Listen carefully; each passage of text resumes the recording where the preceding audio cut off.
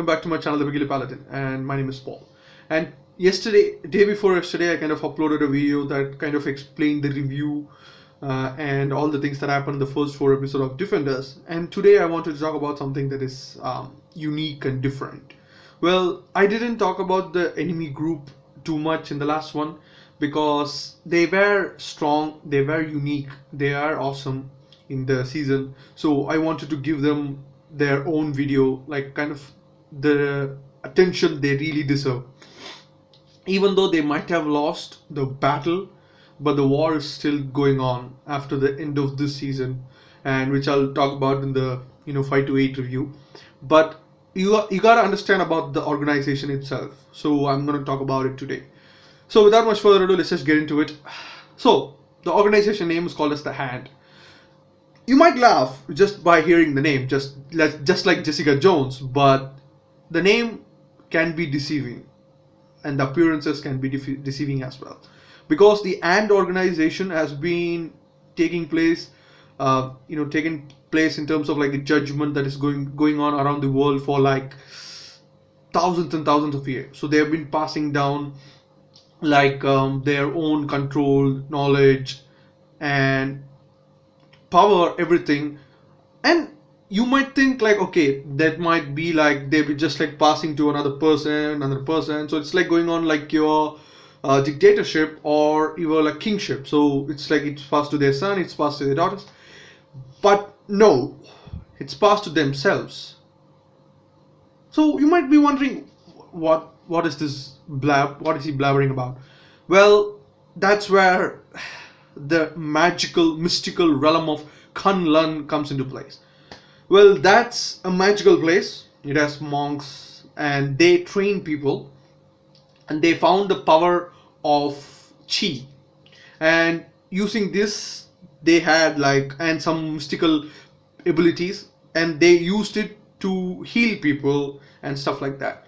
But there were 5 people. Obviously, whenever you create something good, there's obviously going to be evil. Obviously, there's going to be people that are going to be thinking different, and they're going to be different on the same side of the coin, if you understand. So they are going to think differently, they're going to do differently, and they want to do things differently, and automatically they will think about, okay, we can use this like in this way, so we can make more money, or we can be powerful, or we can be immortal. So in this case, it's all those things.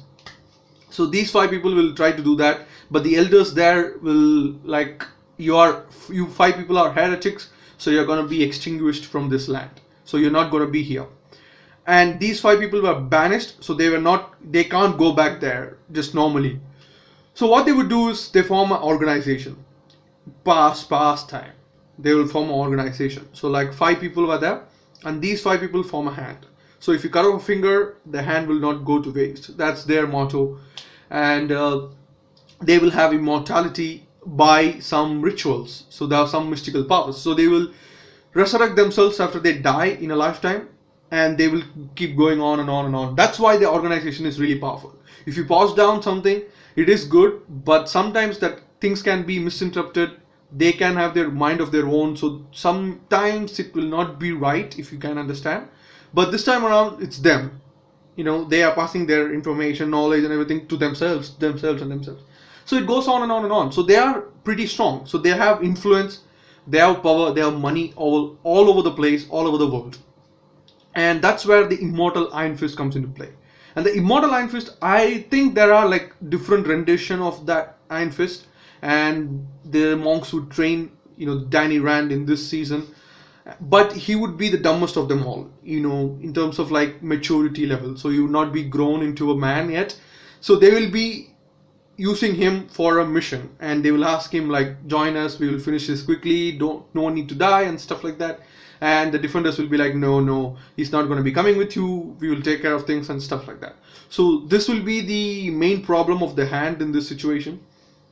So what would be their downfall in this, the battle that they would be losing?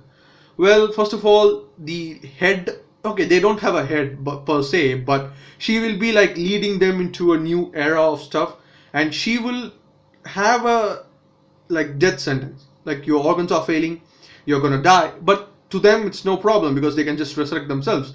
But that's where Black Sky comes in, that I talked about in the review, so go there and see it. The black eye is a weapon, and she will be Elektra from Daredevil season 2. So she will be resurrected instead of the head, because she will think about a prophecy. She will talk about that she's the most powerful woman, and blah blah blah. So that will backfire because Elektra will kill the head, and she will take over the hand, and she will have a mind of her own. But yeah, that's where the problem would start, first of all. And next thing would be like one of the members of the hand would die, and I'd be giving to think that you can only kill them by chopping off their head, because that's what Stick would do for a member of the hand. He would be like trying to take Danny Rand for himself, and then Stick would be the closest one, so he will just chop his head off, and he will actually die. So I think that's the only way to kill them, and that would also happen in the later stages of the show, which I'll talk about in the next review, where a woman will chop her sensei's head, and he will also be a part of the hand. So what is cool about this organization? Again, they have influence, they have power on every level, they have money on every level, and they can do it like for millennia. And Jessica Jones would be the pivot in this one, because like all of them are great, in terms of their fighting skills, their powers and everything. Jessica Jones is where she doesn't use her strength. She doesn't know her strength, so she don't if you see the entire 8 episodes, like she won't be the one that would be coming on to you as a fighter.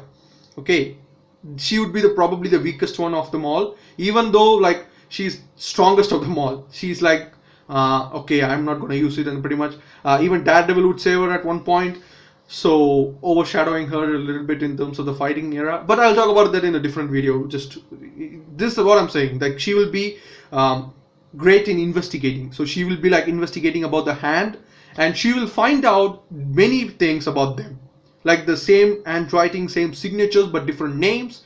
Like there's a style where you can find about a person in terms of their handwriting, and like the same handwriting would be used for different names, different signatures on like various powerful levels on about the New York City. Like she will be looking from 1820s to this date, and she'll be like, okay, they exist, the hand do exist. She won't be believing first, but after investigating of her own, she will be believing that.